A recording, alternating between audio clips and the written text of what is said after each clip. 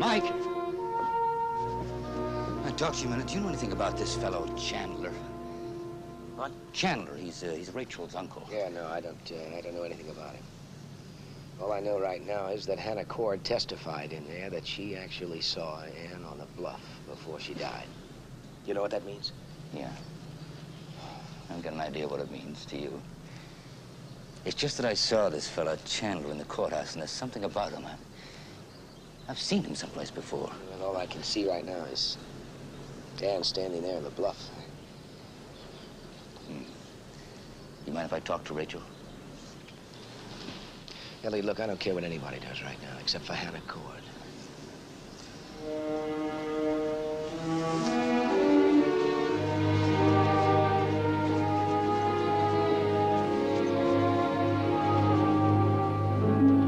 Here we are, Matt. This is it. Your grandfather's domain. A little old-fashioned, I'll admit, but it's cozy. I'll tell you what. I'll show you the place, Matthew. I'll give you the grand tour.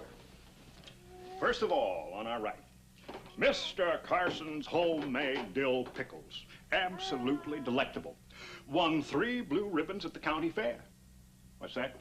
Just glorified cucumbers, you say? Well, maybe they are, but people still like them. And look here, Matthew, at this stove. That isn't any ordinary stove. No, sir. A fellow from Boston offered me $300 for this. Said it was some kind of an old colonial antique. But you know what? I didn't sell it to him because I didn't like his looks. Aha. And look here. The fall crop of crab apples. Kind of pretty, aren't they? You know? Folks are of 2 minds about crab apples. Some say they make good sauce and jellies and so forth. And others say if you eat them raw, they'll give you a bellyache. But that ain't so. I admit, if you do eat them raw, it's kind of hard to pucker up and whistle afterward.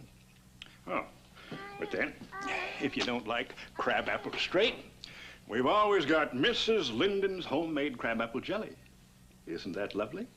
And you put that on a piece of hot toast, simply delicious. Oh, and here, Mrs. Chester's homegrown dill. Kind of a smelly kind of a weed that they put in pickles and salads and so forth.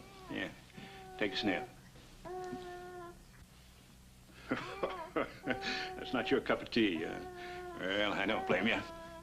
Here, how about something a little sweet? Maybe you like this better. Sugar. Real, honest to goodness sugar. That's better, huh?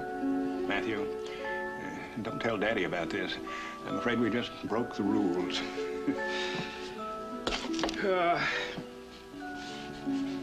I hope there's something like this around when you grow up. You know, it ain't much in the eyes of the world, but as far as I'm concerned, it's a lot better than anything the world's come up with to replace it. It's nap time, boy.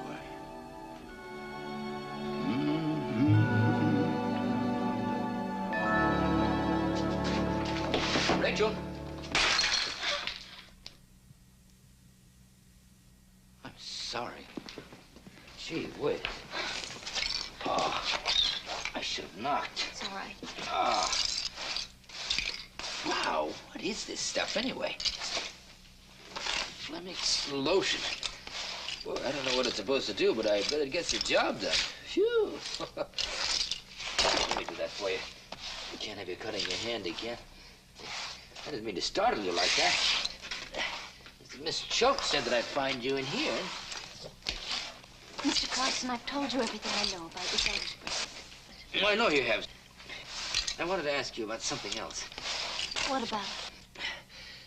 Yeah, that ought to do it. Whew. Jack Chandler. What do you want to know about him for? Well, I think I've seen him before, and I'd like to know where he's from. I don't know where he's from. Didn't he ever talk about where he came from or what he used to do? I didn't talk to him much. Where did your aunt meet him? Do you remember? I was only 8 years old. Well, you must remember when he started calling at the house. He never called on my Aunt Lucy. He just came home with her one day. Now, what are these questions for? Are you going to write about it in your newspaper? Oh, no. Then why are you asking? Well, I told you, he's just familiar to me, and I thought I might have known him from somewhere. Rachel. I don't want to talk about it anymore. I don't want to be around him anymore. I don't want to think about him anymore, and I don't want to talk about him anymore. Why? Because he's dirty. He's mean, and I don't like him. It's very important to me.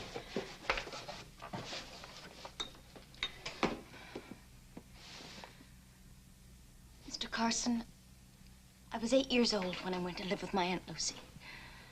And I was 9 when he came home to live with her. And the first day he walked in the door, I wanted him to like me.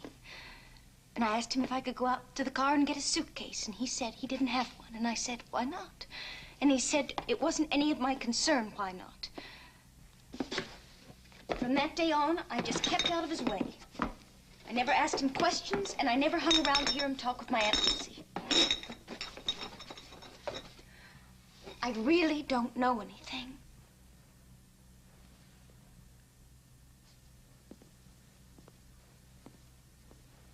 You say he didn't have anything with him when he came to the farm? No, nothing. Just the clothes on his back. Well, where did you meet him? I don't know. Do you remember where she went the day she brought him back to the farm with her? Oh, Rachel, please. She went away for the weekend. She left me with the neighbor lady, and she went to see her cousin in Charleston. Charleston? Are you sure? I remember everything after that time because that's when everything changed.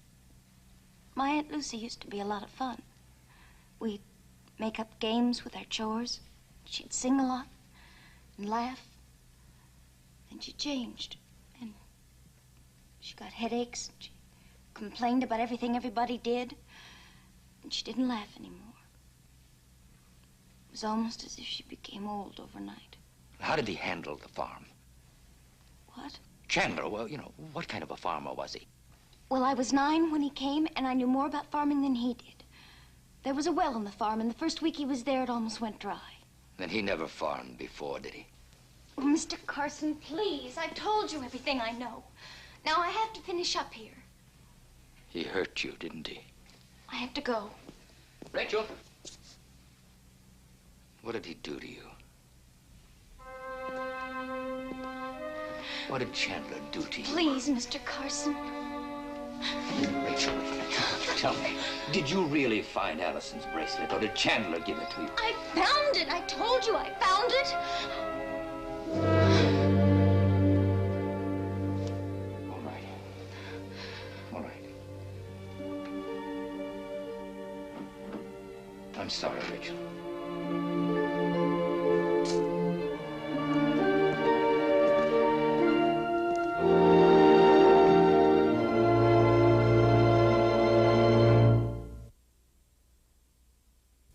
Preview from the continuing story of Peyton Place. This is a Peyton world. I have been patient, remarkably patient. Mr. Peyton. You come with me. But it's important to... Yes, it's important to me. That's why I don't want you to make a cheap sideshow out of it. She was pushed. He pushed her. That's a lie. I didn't push anybody.